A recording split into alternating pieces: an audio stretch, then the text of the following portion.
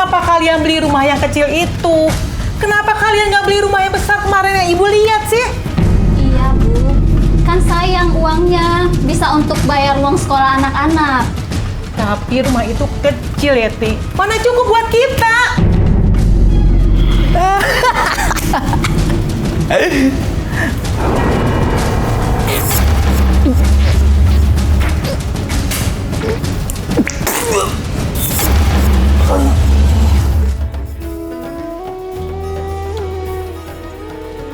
Dan kembalilah kamu kepada Tuhanmu dan berserah dirilah kepadanya sebelum datang azab kepadamu kemudian kamu tidak dapat ditolong lagi.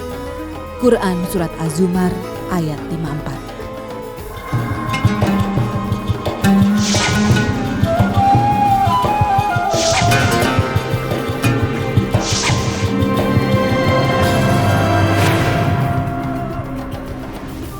Assalamualaikum warahmatullahi wabarakatuh. Selamat pagi pemirsa Tawakal yang dirahmati Allah Subhanahu wa taala. Senang sekali saya Farid Hasan menjumpai Anda dan pemirsa di studio. Saya tidak sendiri, saya sudah bersama dengan Bapak Ustadz Muhammad Bukhari Muslim. Assalamualaikum Pak Ustadz. Waalaikumsalam warahmatullahi wabarakatuh. Selain Ustadz Muhammad Bukhari Muslim juga sudah hadir bersama kami seorang narasumber bernama Ibu Yati. Assalamualaikum Bu Yati. Waalaikumsalam warahmatullahi wabarakatuh.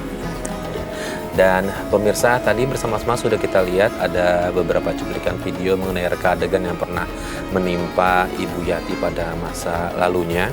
Dan di situ adalah ada banyak beberapa kegiatan yang kurang lebih sedikit menyimpang ya dari ajaran Allah Subhanahu wa taala. Nah, Ibu Yati boleh diceritakan ke kita masalahnya seperti apa sih sebenarnya? Saya ingin mengakui dosa saya di sini.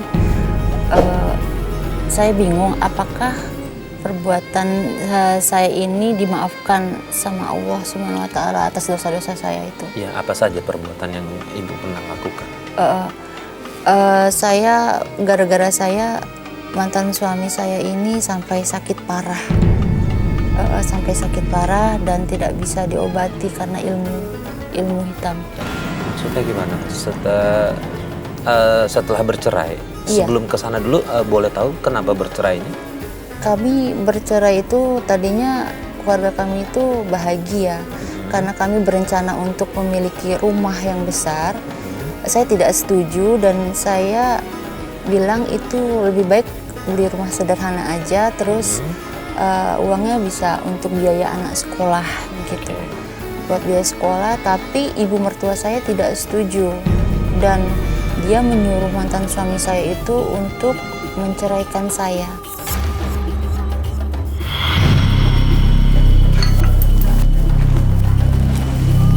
Der, Iya Bu. gimana? Kamu jadikan di rumah yang kemarin kita lihat itu? Ya jadilah Bu. Rumah yang besar kemarin kan? Maaf Bu, rumah yang satu Bu, yang agak kecilan. Loh, mana cukup buat kita, Der? Kecil itu rumahnya. Ya Bu, gimana lagi Bu, soalnya si Yati minta yang rumah yang itu. Alah, Deri. Lagi pada ngomongin apa nih? Yati, kalian ini gimana sih? Kenapa kalian beli rumah yang kecil itu? Kenapa kalian nggak beli rumah yang besar kemarin yang Ibu lihat sih?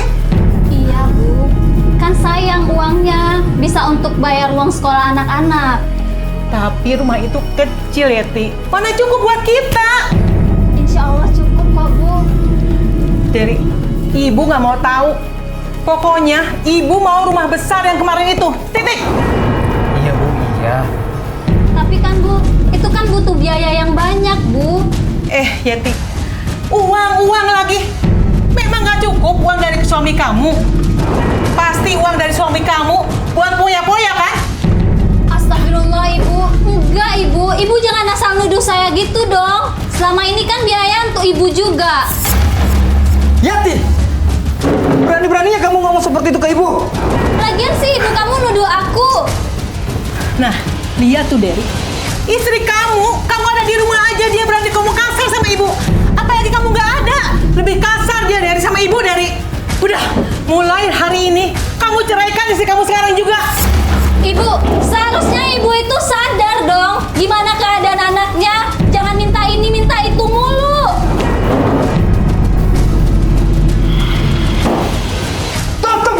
lihat ya. Mulai detik ini aku talak kamu. Kita cerai. Ayo, Bu. Sampai akhirnya bercerai, terus kemudian Mbak memutuskan untuk menggunakan ilmu hitam ya, mencederai suami, melukai suami. Iya, saya menggunakan, sebenarnya itu ilmu putih, tapi saya gunakan hitam. Saya guna-gunai mantan suami saya itu agar dia merasakan sakit hatinya saya itu seperti itu. Sakit hati karena ditinggal, karena dicerai. Karena dicerai.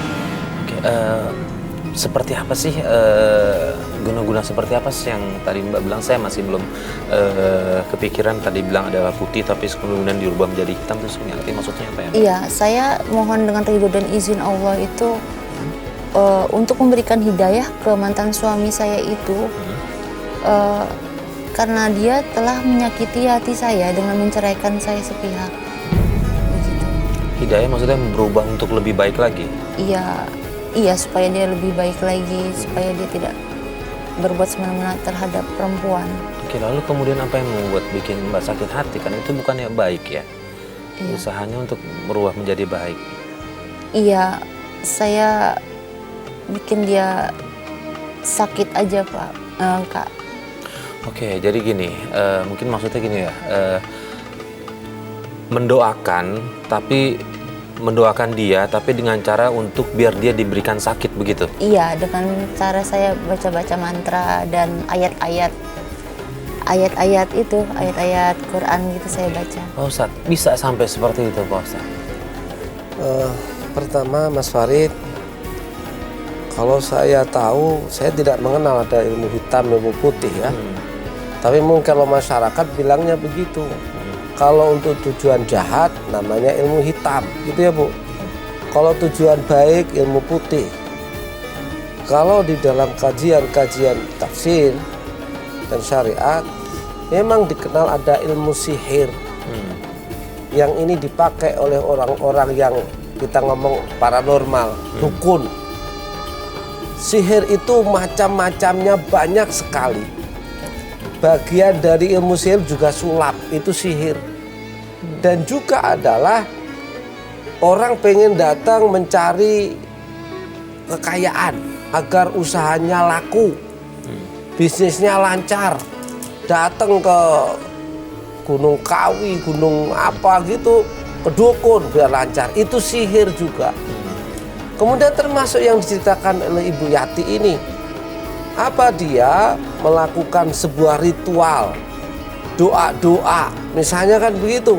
Bahkan beliau nyebut pakai ayat-ayat Quran lagi. Tujuannya ternyata untuk jahat, untuk mencelakakan seseorang yang dulu pernah menyakitin dirinya. Ini juga sihir. Sihir itu dari zaman Nabi Sulaiman sudah ada. Jadi untuk mencelakakan orang, melakukan sebuah ritual tertentu agar dia celaka. Mbak Yati ini pengen mencelakakan mantan suaminya, tapi bahasanya dipoles. Biar dapat hidayah, sakit dulu. Dia berpikir kalau dia sakit nanti kan dia sadar. Kira-kira begitu. Pemirsa yang dirahmati oleh Allah. Ada sebuah hadis Rasulullah SAW bersabda, man ata'arrafan fasa'alahu syai'an. Barang siapa mendatangin dukun. Arrafan itu paranormal, orang yang merasa tahu apapun, kejadian apapun, kadang-kadang nebak. Kamu tadi begini ya, kamu tadi begini ya, kamu tadi begini ya.